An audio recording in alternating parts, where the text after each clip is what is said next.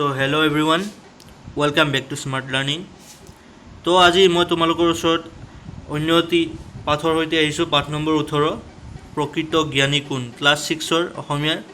মই তোমালোকক ইয়াৰ আগতেও দিছোঁ লেচনসমূহ। তো এইটো পুৰাণৰ গল্প। এই গল্পটো কি কৈছে মই তোমালোকক থুলমূলকৈ ক'ম। সাধাৰণতে লেচনটো কিছু দীঘল আছে, তোমালোকে পঢ়িলে সেইটো আভাসটো পাই যাবা। মই যিমান পাৰোঁ থুলমূলকৈ কথাখিনি মই ইয়াতে বুজাই দিব চেষ্টা কৰিম। তো আহা ভিডিঅ'টো ষ্টাৰ্ট কৰোঁ। তো ইয়াতে প্ৰথমতে এই লেচনটো ক'ব গ'লে এইটো মহাভাৰতৰ সময়ছোৱাৰ এটা কাহিনী, য'ত এদিনাখন যেতিয়া উত্তংক মুনি নামে এজন মুনিয়ে তেওঁ তপস্যাৰত অৱস্থাৰ পৰা তেওঁ পুনৰ তপস্যা কৰি থকাৰ পৰা তপস্যা শেষ কৰি তেওঁ তপস্যাৰ অন্তত যেতিয়া হস্তিনাপুৰলৈ বুলি যাত্ৰা কৰিছিল, তেতিয়া তেওঁ আহি থাকোঁতে ৰাস্তাত শ্ৰীকৃষ্ণক লগ পাইছিল। তেওঁৰ সুসজ্জিত ৰথত শ্ৰীকৃষ্ণই মুনিক দেখা পাই তেওঁ ৰথৰ পৰা নামি মুনিক নমস্কাৰ জনাইছিল আৰু তেওঁ উভতাই প্ৰতি নমস্কাৰ জনালে। তেনেতে শ্ৰীকৃষ্ণক ক'লে, মুনিয়ে লগ পাই সুধিলে, হে যদুমণি, অৰ্থাৎ তেওঁ কৃষ্ণ যদু বংশৰ ৰজা আছিল। তো তেওঁ সুধিলে যে হে যদুমণি, আপোনাৰ লগতে জ্ঞাতি কুটুম্বৰ ভালনে, অৰ্থাৎ আপোনাৰ লগতে আপোনাৰ পৰিয়ালৰ সকলোৰে ভালনে? আৰু লগতে সুধিলে যে কৌৰৱ আৰু পাণ্ডৱৰ মাজত যিটো ইমান দিন ধৰি বিবাদ চলি আছিল, সেই বিবাদৰ অন্ত হ'লনে, অৰ্থাৎ তেওঁলোকৰ মাজত মিলা প্ৰীতি হৈছেনে? মুনিৰ কথা শুনি কৃষ্ণ আচৰিত হৈছিল আৰু তেওঁ হয়তো ভাবিছিল যে মুনিয়ে হয়তো তপস্যাৰত অৱস্থাত থকা বাবে তেওঁ একো গম পোৱা নাছিল বা তেওঁ একো গম নাপায়, যাৰ বাবে তেওঁ এনেকুৱা প্ৰশ্নটো কৰিলে। তেতিয়া শ্ৰীকৃষ্ণই তেওঁৰ প্ৰশ্নৰ উত্তৰ গহীনভাৱে দিছিল যে মুনিবৰ, বহুত ডাঙৰ এখন যুদ্ধ হৈ গ'ল কৌৰৱ আৰু পাণ্ডৱৰ মাজত। এখন বহুত ডাঙৰ যুদ্ধ।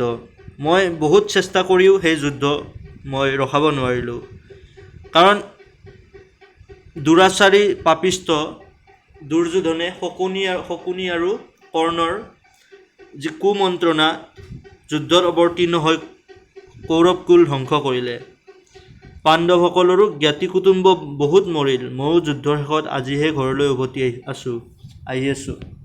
অৰ্থাৎ কৃষ্ণই ক'লে যে মুনিবৰ, মই বহুত চেষ্টা কৰিলোঁ এই যুদ্ধখন ৰখাব পাৰি, কিন্তু মই নোৱাৰিলোঁ, কাৰণ শকুনি কৰ্ণহঁতে এই যি পাপী দুৰ্যোধন, সেই দুৰ্যোধনক এনেকৈ মূৰটো খালে, মানে এনেকৈ কিছুমান কুমন্ত্ৰণা, অৰ্থাৎ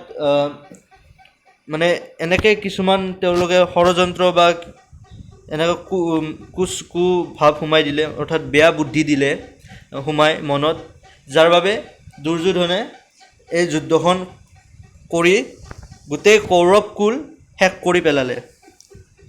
লগতে ক'লে যে পাণ্ডৱৰো বহুতো মানুহ মৰিল, অৰ্থাৎ বহুতো জ্ঞাতি কুটুম্ব, অৰ্থাৎ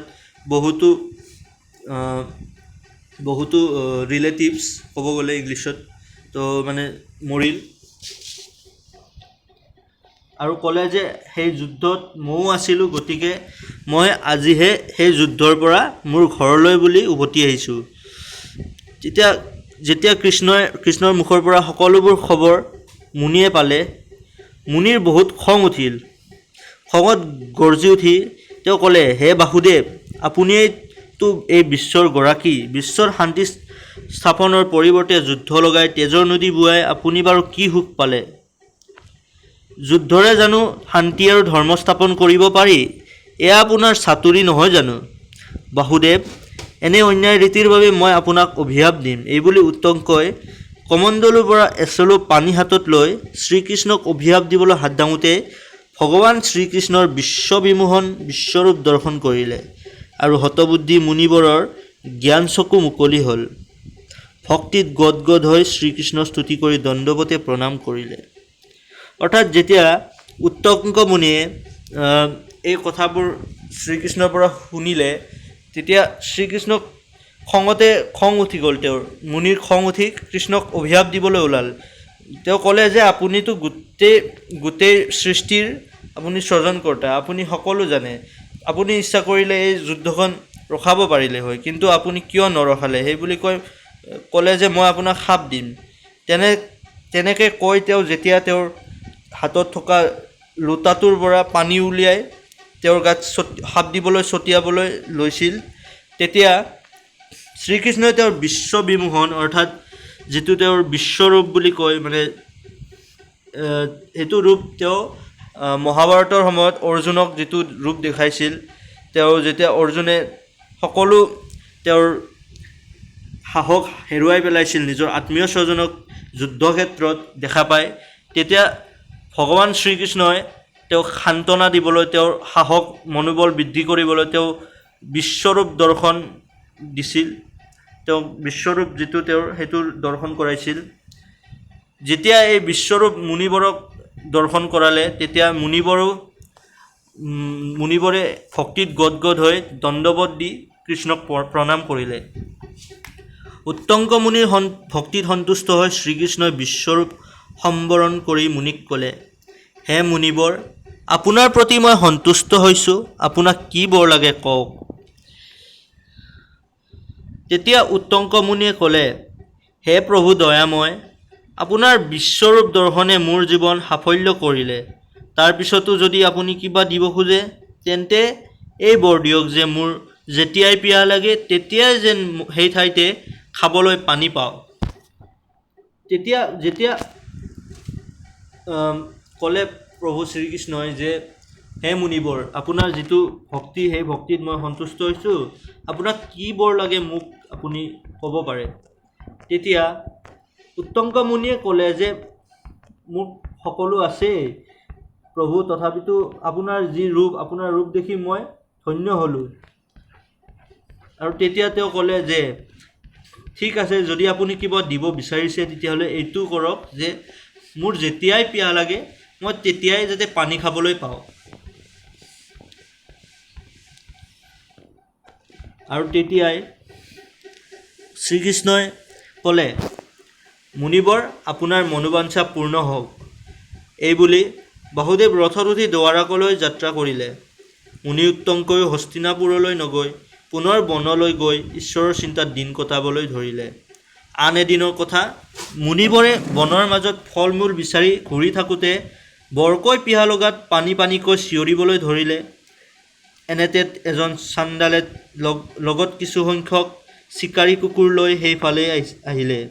তেওঁৰ গাত এডোখৰ ফটা মলিয়ন কাপোৰ আৰু হাতত এটা চামৰাৰ পানীৰ পাত্ৰ। মুনিৰ তৃষ্ণাতুৰ অৱস্থা দেখি চাণ্ডালে এটা মিচিকীয়া হাঁহি মাৰি ক'লে, মুনিবৰ, আপুনি পিয়াহত কাতৰ হৈ পৰিছে, মোৰ এই পাত্ৰটোৰ পৰা পানীৰে আপুনি পিয়াহ নিবাৰণ কৰক। তো যেতিয়া শ্ৰীকৃষ্ণৰ পৰা আশীৰ্বাদ পালে মুনিয়ে, তেতিয়া মুনিয়ে হস্তিনাপুৰলৈ নগৈ তেওঁ পুনৰ বনলৈ গৈ ভগৱানৰ তপস্যাত বিলীন হৈ গ'ল। তেনেতে এদিনাখনৰ কথা, যেতিয়া মুনিবৰে বনত ফল মূল বিচাৰি ঘূৰি ফুৰিছিল, যেতিয়া তেওঁ বনত ফল মূল বিচাৰি ঘূৰি ফুৰিলে, তেতিয়া তেওঁৰ বৰকৈ পিয়াহ লাগিল। তেতিয়া তেওঁ পানীকৈ চিঞৰিবলৈ ধৰিলে। তেতিয়া এজন চণ্ডালে কিছুসংখ্যক চিকাৰী কুকুৰ লৈ সেইফালে গৈ আছিল। তেওঁৰ ৰূপটো ঠিক তেনে এটা নিম্নমানৰ আছিল। তেওঁ গাত এখন মলিয়ন কাপোৰ অৰ্থাৎ লেতেৰা কাপোৰ এখন পিন্ধি আহিছিল আৰু তেওঁৰ হাতত এটা চামৰাৰ পানীৰ পাত্ৰ আছিল। এইখিনিতে কথা, চাণ্ডাল কি বস্তু? চণ্ডালটো তোমালোকে জানা বোধহয়, মই তথাপিতো কৈ দিওঁ। চণ্ডাল হৈছে চণ্ডাল হৈছে সেইসকল মানুহ যিসকলে ক'ব গ'লে মৰাশ দাহ কৰে শ্মশানত, তেনেকুৱা লোকক চণ্ডাল বুলি কয়।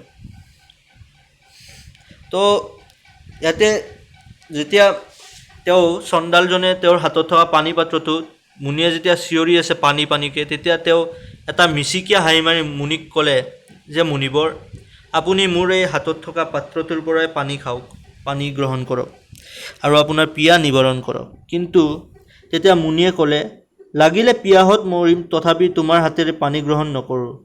চন্দালে বাৰে বাৰে অনুৰোধ কৰা স্বত্বেও মুনিয়ে পানী গ্ৰহণ নকৰা দেখি চন্দালজন থিতাতে অন্তৰ্ধান হ'ল। মুনিয়ে তেওঁৰ সাধাৰণতে চন্দালক মানুহে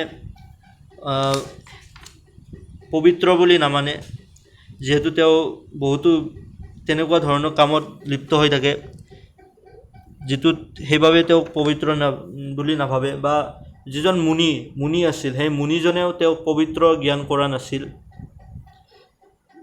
কাৰণ মুনি এজনটো পূৰা ভগৱানৰ নামত বিলীন হৈ থাকে, ভগৱানৰ ভক্তিত। তথাপিতো তেওঁ এজন সৰু মানুহ বা সেনেকুৱা বুলি ভাবি তেওঁক ইগন'ৰ কৰিছিল, বা তেওঁক যেতিয়া তেওঁ সেনেকৈ ক'লে বোলে মই পিয়াহতে মৰিম, কিন্তু তথাপিও তোৰ হাতেৰে পানী গ্ৰহণ নকৰোঁ, বা তোমাৰ হাতেৰে পানী গ্ৰহণ নকৰোঁ, তেতিয়া চন্দালে বাৰে বাৰে অনুৰোধ কৰিলে যে আপুনি পানী গ্ৰহণ কৰক। কিন্তু মুনিয়ে তেওঁৰ অনুৰোধ ৰক্ষা নকৰিলে, বা তেওঁৰ অনুৰোধ নুশুনিলে। আৰু এনেতে তেওঁ যিজন চন্দাল আছিল, চন্দালজন অন্তৰ্ধান হৈ গ'ল, অৰ্থাৎ নাইকিয়া হৈ গ'ল সেই জেগাৰ পৰা। চন্দালজন হঠাৎ নাইকিয়া হোৱা দেখি মুনিবোৰে ভাবিবলৈ বাধ্য হ'ল, চন্দালবেশী প্ৰকৃততে এওঁ কোন।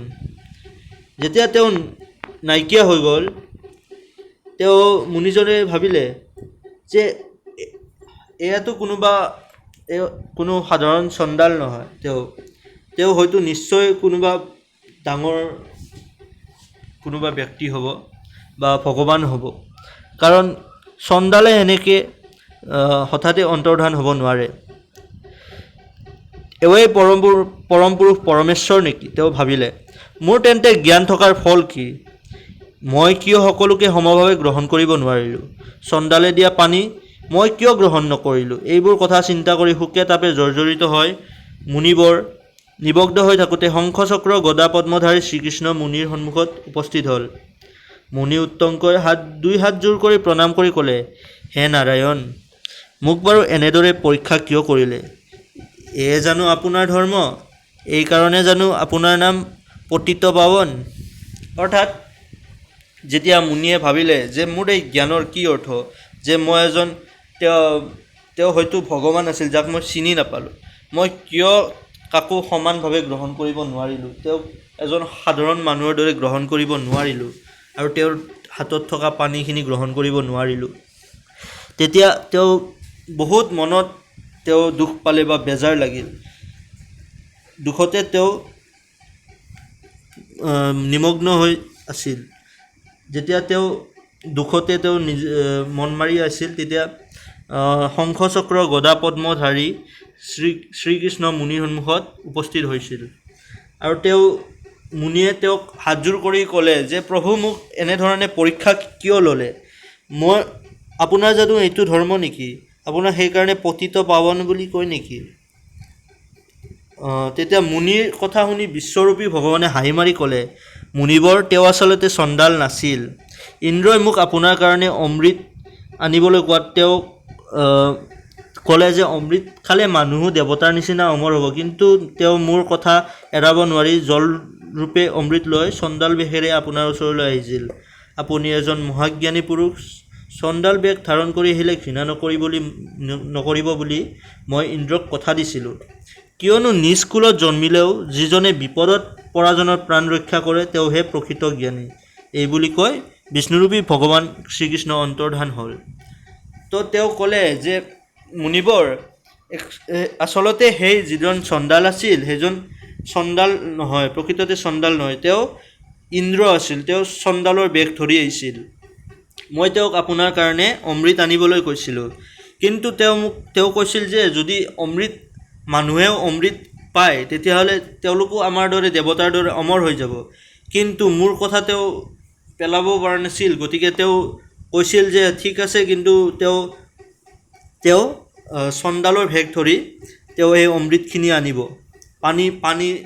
পানীৰ আকাৰত আনিব, যাতে তেওঁ ভাবে মুনিয়ে ভাবে পানী বুলি। তেতিয়া ক'লে যে কৃষ্ণই যে মই ভাবিছিলোঁ আপুনি ইয়াক গ্ৰহণ কৰিব, আৰু মই কৈছিলোঁ ইন্দ্ৰক যে তেওঁ এইটো কথাত তেওঁ একো আপত্তি নকৰে, বা তেওঁ কাকো সকলোকে সমান দৃষ্টিৰে চায়, গতিকে তেওঁ এইখিনি নিশ্চয় তেনেকেই গ্ৰহণ কৰিব। কিন্তু ক'লে যে আপুনি